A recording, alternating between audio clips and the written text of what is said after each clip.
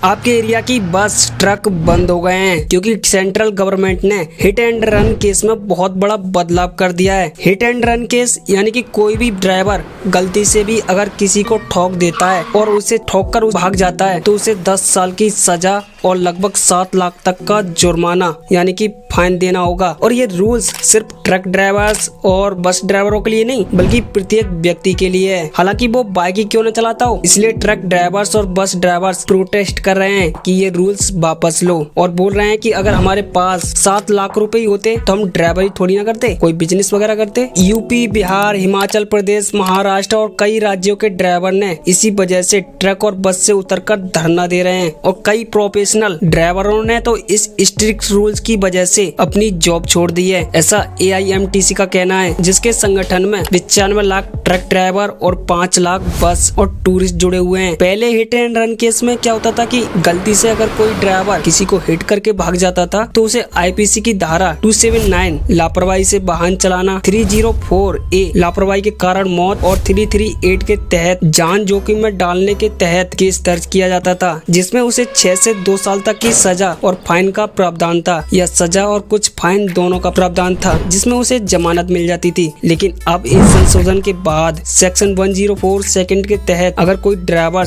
बिना पुलिस या DM को इन्फॉर्म किए भाग जाता है तो उसे 10 साल की सजा और 7 लाख तक का जुर्माना देना होगा। सेंट्रल गवर्नमेंट के ये स्ट्रिक्ट रूल्स और रेगुलेशन सही है या गलत? बेसिकली आप जानते होगा कि अगर ड्राइवर गलती से किसी को हिट भी कर देता है तो पहले उसे जनता ही दबोच देती है और बगैर इन्फॉर्म किए भागेगा तो उसकी सारी सेविंग जो उसने शायद कमाया भी नहीं होगा वो चला जाएगा और जेल अलग से होगी। लेकिन अभी ये न्यूज निकल कर आ रही है कि ये जो सरकार ने हिट एंड रन केस में 7 लाख की पेनल्टी और 10 साल की सजा का प्रावधान लागू किया था वो अभी लागू नहीं कर रहे हैं, जिसकी वजह से ट्रक ड्राइवर वापस अपने काम पर लौट रहे हैं। दरअसल मुझे लगता है कि ड्राइवर प्रोटेस्ट इसलिए नहीं कर रहे थे कि ये 10 साल की सजा और 7 लाख का फाइन था, बल्कि वो इसलिए पैनिक हो रहे थे कि बाय मिस्टेक हमसे कोई हिट हो भी जाता है। ऐसी कई सिचुएशन आती हैं जहां पर ड्राइवर से मिस्टेक हो जाती है, बट ऐसे में क्या गारंटी है कि वो ड्राइवर पुलिस को इन्फॉर्म करेगा तो वह निर्दोष साबित होगा, बिना पुलिस के टॉर्चर से बच जाएगा। शायद इसकी वजह यही थी कि ड्राइवरों को पुलिस और जुडिशियल सिस्टम पर भरोसा नहीं है कि ऐसी स्थिति में क्या हम निर्दोष बच पाएंगे। खैर गवर्नमेंट ने ये रूल्स अभी लागू नहीं कर रही है, इसलिए अब आपके गाँव और शहरों में अब बस ट्रक चलते हुए देखने को मिलेंगे। खैर आपका क्या ओपिनियन था